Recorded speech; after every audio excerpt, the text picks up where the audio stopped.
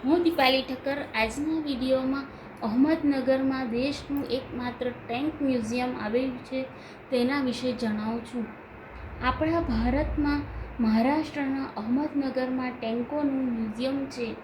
અહમદનગરમાં આર્ય course centre અને school ખાતે લાલ અને સોનેરી અક્ષરોમાં લખાયેલું આ સાઇન બોર્ડ ક્વેલી ટેન્ક મ્યુઝિયમ જુઓ ત્યાં તો તમારી બાજુના ખેતરમાંથી ધૂળ ઉડતી એક ટેન્ક પસાર થઈ જાય છે. અહીંના રસ્તા પણ ટેન્કોને માફક આવે એવા પથ્થરોના બનેલા છે. ટેન્ક પરના સ્ટાફને અહીં ટ્રેનિંગ અપાય છે.